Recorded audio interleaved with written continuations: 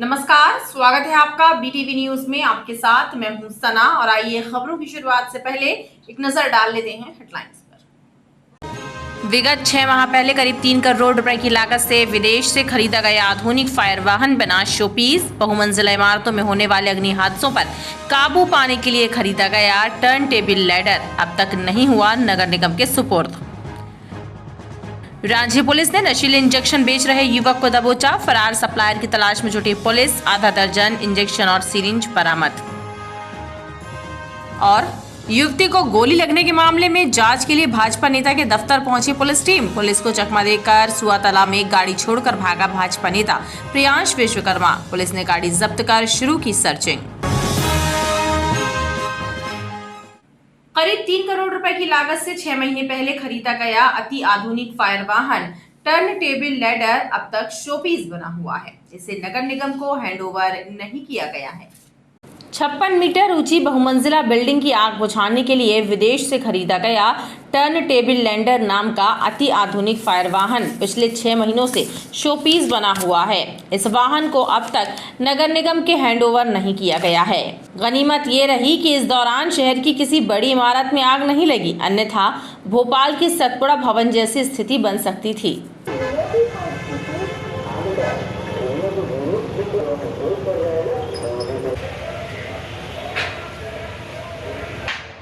करीब 3 करोड़ रुपए से ज्यादा की राशि से खरीदे गए इस फायर वाहन को लेकर बड़े बड़े दावे किए गए थे, लेकिन इसे लेकर बढ़ती जा रही लेट लतीफी चर्चा का विषय बनी हुई है। नगर निगम फायर ब्रिगेड के किसी भी सदस्य को इसका संचालन करना नहीं आता है, यानी कर्मचारियों की ट्रेनिंग भी अभी बाकी है। शहर की घनी बस्तियों में रहने वाले लोगों को नशे के दुष्परिणामों की जानकारी प्रदान करने और नशे के कारोबार करने वालों पर लगाम लगाने के उद्देश्य से पुलिस विभाग बस्तियों में जागरूकता अभियान चला रहा है। इसी कड़ी में कोतवाली पुलिस ने राजीव नगर बस्ती चेरीताल में नशा मुक्ति अभियान के तहत लोगों को जागरूक करने का कार्य किया और नशे के दुष्परिणामों से अवगत कराया। नशा मुक्त भारत अभियान के तहत शहरी क्षेत्र की घनी बस्तियों में पुलिस लोगों को नशे से दूर रहने के लिए जागरूक कर रही है। बस्ती के लोगों को नशे के दुष्परिणामों की जानकारी देकर नशे का कारोबार करने वालों और नशा करने वालों के विरुद्ध आगे आने की समझाइश दे रही है। इसी कड़ी में कोतवाली पुलिस ने राजीव नगर बस्ती चेरीताल में लोगों की बैठक लेकर उन्हें जागरूक करने का काम किया। इस दौरान लोगों से अपील की गई कि क्षेत्र में नशे का कारोबार करने वालों की जानकारी पुलिस को दें, ताकि इस कारोबार को पूरी तरह समाप्त किया जा सके। नशा मुक्त भारत अभियान के अंतर्गत एक छोटा सा प्रोग्राम आज हमने इस राजीव नगर में चेरीताल में आयोजित किया, जिसमें यहाँ के लोगों को सभी लोगों को आमंत्रित किया गया और महिला पुरुष सभी लोगों से चर्चा की गई। यहाँ पर जो भी नशे का कारोबार होता है उसके संबंध में पुलिस को सूचना मिल जाए, ताकि नशे के कारोबार पर, नशे के बढ़ते व्यवहार पर कंट्रोल नियंत्रण किया जा सके। इसके साथ ही यहाँ के लोगों को नशे से दूर रहने के संबंध में एक जागरूकता के संबंध में जानकारी दी गई है कि किस प्रकार से नशे से आपको लोगों को बचना चाहिए। ये आपके परिवार के लिए है, आपके जीवन के लिए नुकसानदायक है, हानिकारक है। इस संबंध में आज ये प्रोग्राम का आयोजन किया गया है। इस दौरान बड़ी संख्या में युवा, बच्चे और बुजुर्ग मौजूद रहे। रांची पुलिस ने नशीले इंजेक्शन का कारोबार कर रहे एक युवक को दबोचा है। उसके कब्जे से 6 नशीले इंजेक्शन और 6 सिरिंज बरामद की गई है। आरोपी ने पूछताछ में बापू नगर के एक युवक से नशीले इंजेक्शन लेकर बेचने की जानकारी पुलिस को दी। रांची थाना क्षेत्र गौशाला के पास नशीले इंजेक्शन बेच रहे किशन होटल झंडा चौक निवासी ऋषभ मिश्रा को पुलिस ने गिरफ्तार किया। उसके कब्जे से 6 नशीले इंजेक्शन और 6 सिरिंज बरामद की गई। पूछताछ में ऋषभ ने पुलिस को बताया कि उसे बापू नगर का रहने वाला सूरत सोनकर 100 रुपए में नशीले इंजेक्शन सप्लाई करता था और ऋषभ 200 रुपए में इंजेक्शन बेचता था। इस आधार पर पुलिस ने सूरत सोनकर को भी प्रकरण में आरोपी बनाया है। कल हमको मुखबिर द्वारा सूचना मिली थी कि ऋषभ मिश्रा है, ये झंडा चौक का रहने वाला है। इसके द्वारा अवैध रूप से नशीली इंजेक्शन बेच रहा है, ऐसी सूचना मिली थी। उसको घेराबंदी करके पकड़ा गया।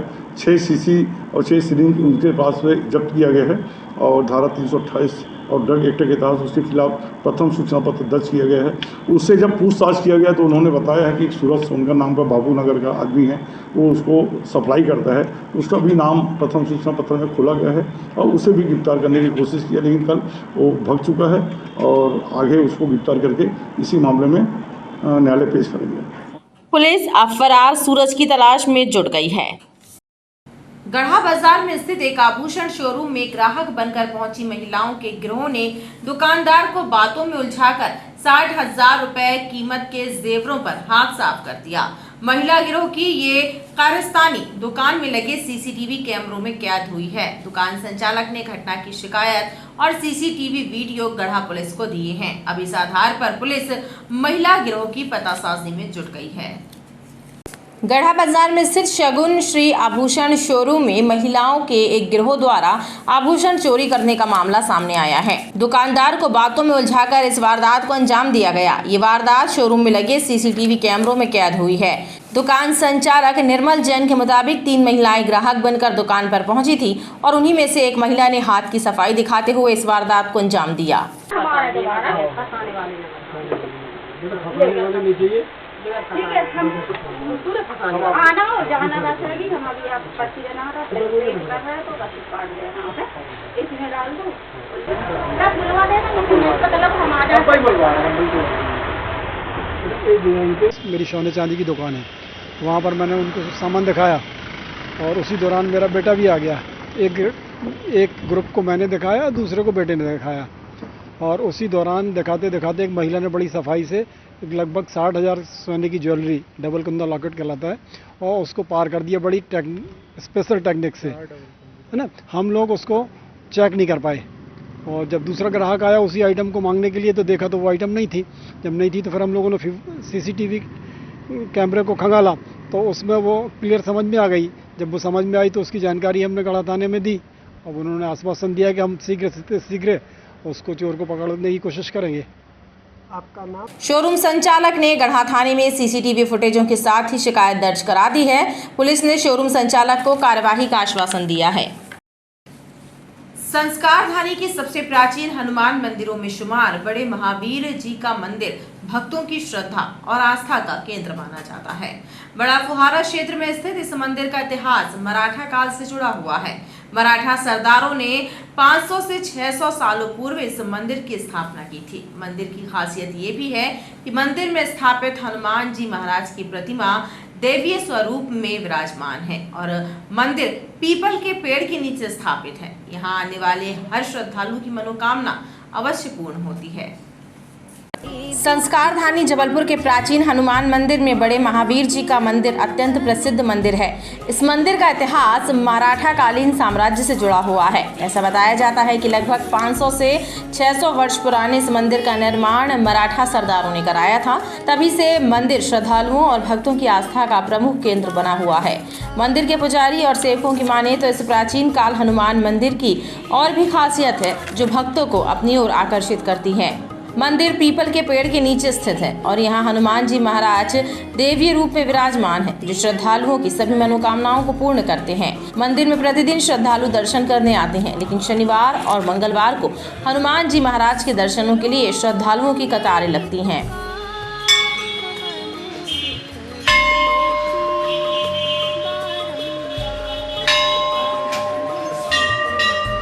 ये मंदिर जो है ये लगभग 500 से 600 साल वर्ष पुराना है। ये मंदिर मराठा कालीन है और ये मंदिर शहर का सबसे पुराना मंदिर है। जब मराठा दिल्ली विजय के पश्चात यहाँ से गुजर रहे थे उसी दौरान यहाँ पे जो इनकी सैन्य छावनी बनाई गई थी तभी जो है इस मंदिर का निर्माण किया गया है। तो इसका मतलब कौन लोगों ने बनाया था? कुछ ऐसा? मराठा कालीन, मराठा सरदारों द्वारा इसका निर्माण किया गया था। के जो मुख्य पुजारी हैं श्री आशीष पुजारी जी हैं, आशीष पुजारी जी, अभिषेक पुजारी जी, और लगभग ये उनकी 8वीं 9वीं पीढ़ी है। मैं उनका सहायक हूँ आशीष पुजारी जी का। तो ये 8वीं 9वीं पीढ़ी उनकी तब से लेके अब तक सेवा करती आ रही है इस मंदिर में। ये पीपल के वृक्ष के नीचे स्थापित हैं। भगवान की जो है ये देवी स्वरूप प्रतिमा है। जब अहिरावण भगवान राम और श्री लक्ष्मण जी को पाताल लोक ले गया था उस दौरान उनकी देवी को बलि देना चाह रहा था, लेकिन उसी दौरान प्रभु ने अपना देवी स्वरूप वहाँ पे प्रकट किया और जो उनकी कुल देवी अहिरावण की कुल देवी थी उनकी प्रतिमा को जो है उन्होंने अपने पांव तले दबा दिया। तो ये आज भी आप देखें तो ये उसी समय की ये प्रतिमा है। नीचे देवी जी हैं और ये भगवान के पूरा देवी स्वरूप है। प्राचीन कालीन इस मंदिर में आने वाले श्रद्धालुओं की माने तो हनुमान जी के दर्शन और पूजन पाठ से उनके मन को शांति की अनुभूति होती है। और तो और हनुमान जी महाराज अपने भक्तों के सभी संकट दूर कर उनकी मनोकामनाएं पूर्ण करते हैं। हमारे फादर के समय से आ रहे हैं, वो भी रोज के सुबह शाम 2 बार दर्शन करते थे, रात को दुकान बंद करने का और अभी सुबह बस हम भी उसमें चल रहे हैं।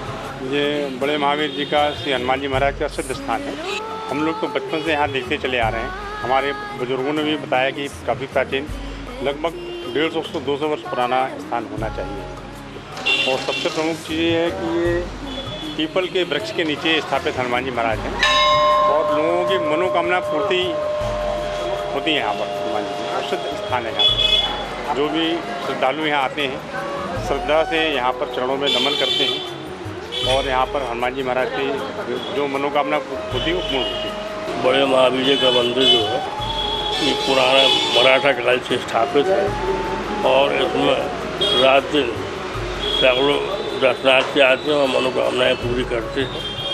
और मैं जो हूँ यहाँ सेवाधारी के रूप में कम से कम 42,040 साल से उनकी सेवा में सुबह आता हूँ और उनकी पूजा अर्चना करके आरती करके निकल जाता हूँ। और यहाँ तो यहाँ जो भी आप मनोकामना लेके आते हो वो हमने देखा आज तक सबकी पूरी हुई है।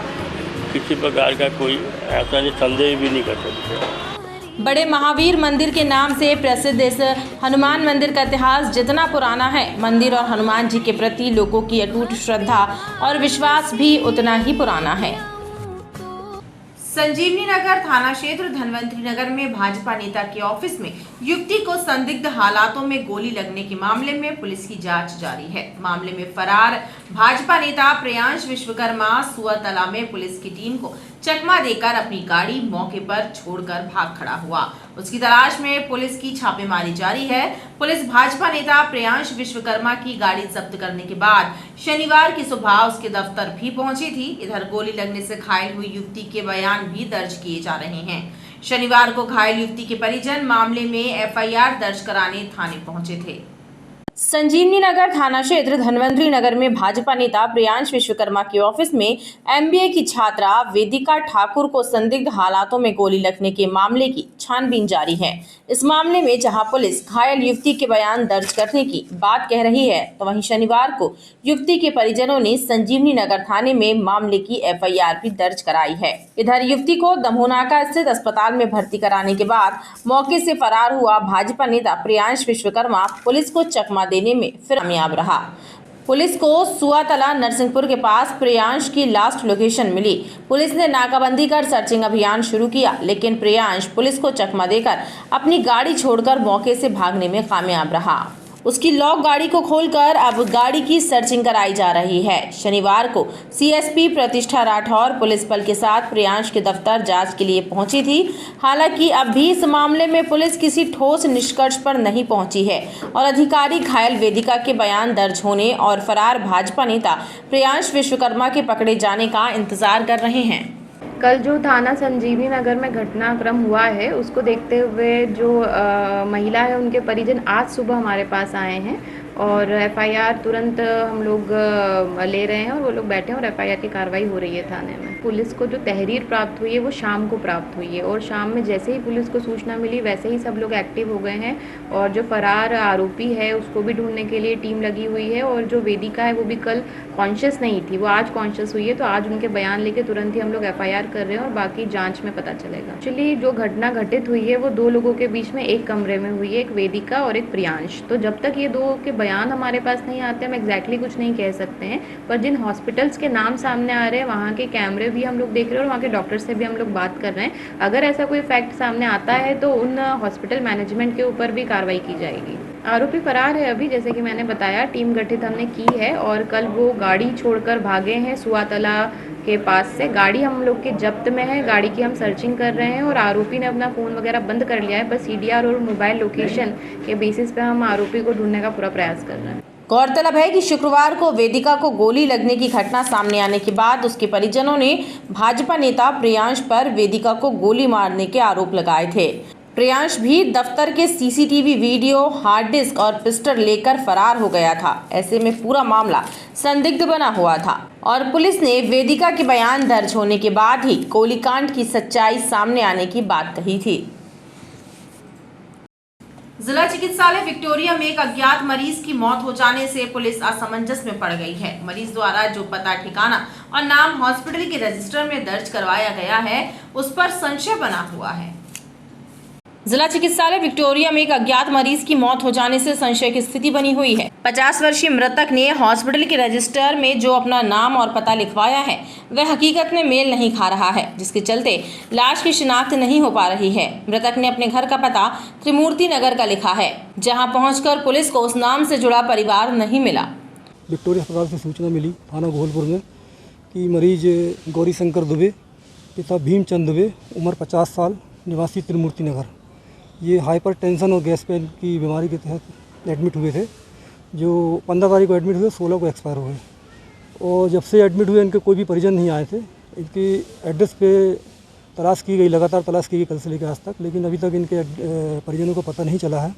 और जो एड्रेस है उस एड्रेस पे भी नहीं मिल रहा है। और जो फ़ोन नंबर दिया था उन्होंने, तो वो अपने डॉक्टर का नंबर दिया है, डॉक्टर ऋषि डावर का, उस पर भी तस्दीक की जा रही है, लेकिन अभी तक उनका शनाख्त नहीं हो पाई है। और अभी इनकी सूचना पर मर्ग पंचनामा कार्रवाई करी जा रही है। अगले 24 घंटे तक इनकी लाश को मेडिकल कॉलेज में रखा जाएगा। अगर परिजन कुछ आते हैं उन्हें तो वैधानिक कार्रवाई की जाएगी। पुलिस द्वारा लाश का पंचनामा कराकर उसकी शिनाख्त करने की कोशिश की जा रही है। जबलपुर के मेडिकल कॉलेज में अपने नवजात बच्चे का उपचार कराने पहुंचे एक पिता को बच्चे की मौत के बाद उसका शव थैले में रखकर डिंडोरी वापस लौटना पड़ा। मानवता को शर्मसार कर देने वाली इस घटना के सामने आने के बाद स्वास्थ्य विभाग के अधिकारी बचाव की मुद्रा में नजर आ रहे हैं। क्षेत्रीय स्वास्थ्य संचालक डॉक्टर संजय मिश्रा ने पूरे मामले की जांच कराने की बात कही है। हालांकि उनका कहना है कि बच्चे की मौत अस्पताल से डिस्चार्ज किए जाने के बाद हुई। जबलपुर के मेडिकल कॉलेज में अपने बच्चों को इलाज के लिए लेकर पहुंचे डिंडोरी जिले के सहजपुरी निवासी सुनील धुर्वे के नवजात बच्चे की मौत के बाद उसके शव को थैले में छिपाकर डिंडोरी बाईपास ले जाने का मामला सुर्खियों में बना हुआ है। मानवता को शर्मसार करने वाले इस मामले के सामने आने के बाद स्वास्थ्य महकमा बचाव की मुद्रा आ गया है। क्षेत्रीय स्वास्थ्य संचालक डॉक्टर संजय मिश्रा ने घटना की जाँच कराने की बात कही। हालांकि उनका कहना है कि बच्चे को जीवित अवस्था में परिजनों के आग्रह पर अस्पताल से डिस्चार्ज किया गया था। उसके बाद बच्चे की मौत हुई। बच्चे का शव डिंडोरी वापस ले जाने के लिए प्रबंधन द्वारा शव वाहन उपलब्ध न कराए जाने के मामले की जांच के लिए भी समिति गठित की जाएगी और जांच रिपोर्ट आने के बाद मामले में कार्यवाही की जाएगी। एक नवजात शिशु को डिंडोरी से लेकर उसके परिजन रेफर कराकर लाए थे मेडिकल कॉलेज जबलपुर, जहां उसे जो सिक न्यूबॉर्न केयर यूनिट है वहां भर्ती किया गया था। करीब 6-7 घंटे वो बच्चा वहाँ भर्ती रहा। उसके बाद परिजन बार बार आग्रह करने लगे कि बच्चे को हमको घर ले जाना है। तो एक व्यवस्था होती है शासकीय अस्पतालों में जिसको हम लोग बोलते हैं डिस्चार्ज ऑन रिक्वेस्ट। उसमें बराबर फाइल में लिखवाया जाता है, डॉक्टर उसको लिखवाते हैं कि बच्चा गंभीर स्थिति में है, हम इसे मर्जी से ले जा रहे हैं और इसकी पूरी जिम्मेदारी हमारी है। तो वो लिखने को भी तैयार हो गए। उन्होंने बराबर लिखकर दस्तखत करके वो बच्चे को जीवित अवस्था में वहाँ से लेकर निकले। और ऐसा लगता है कि बाहर बहुत अधिक गर्मी होने के कारण वो, चूँकि बच्चा कम वजन का भी था, तो गर्मी के कारण बच्चे की मृत्यु हो गई डिस्चार्ज ऑन रिक्वेस्ट के बाद। और जैसा मेरी जानकारी में आया है कि वो बस स्टैंड पर बच्चे को एक थैले में या बैग में रख कर बैठे हुए थे, जहां लोगों के संज्ञान में ये बात आई। तो चूंकि बच्चा जीवित अवस्था में ही मेडिकल कॉलेज से ले जाया गया था, तो बाहर गर्मी या किसी अन्य मौसमी कारण से उस बच्चे की मृत्यु हुई होगी। और मुझे जो बात संज्ञान में आई है, तो मैं इसकी एक जांच कराऊंगा कि वास्तव में क्या था, क्योंकि एक ये भी सुनने में आ रहा है कि बच्चे को एम्बुलेंस नहीं मिली इसलिए वो इस तरह से ले जा रहे थे। तो वास्तविकता ये है कि एम्बुलेंस यदि आग्रह करते हैं तो उपलब्ध कराई जाती है। तो इसकी जांच के बाद ही वास्तविकता पता लगेगी। मेरी डीन मेडिकल कॉलेज जबलपुर और अधीक्षक मेडिकल कॉलेज जबलपुर से बात हुई है। उन्होंने ही ये विस्तृत जानकारी दी है कि फाइल में सब चीज़ें नोट हैं। बताया जाता है कि गुरुवार शुक्रवार की दरमियानी रात नवजात शिशु का शव थैले में लेकर एक पिता डिंडोरी बस स्टैंड पर उतरा था। जहां उसने बताया कि जबलपुर मेडिकल कॉलेज में उसके नवजात बच्चे की इलाज के दौरान मौत हो गई। आर्थिक तंगी के कारण वह प्राइवेट वाहन से बच्चे का शव नहीं ला पा रहा था। उसने प्रबंधन से शव वाहन उपलब्ध कराने की मांग की, लेकिन मेडिकल प्रबंधन ने साफ मना कर दिया, जिसके बाद वह नवजात बच्चे का शव थैले में छिपाकर बस से डिंडोरी पहुंचा था। खबरों का सिलसिला लगातार जारी रहेगा। आप देखते रहिए BTV न्यूज़।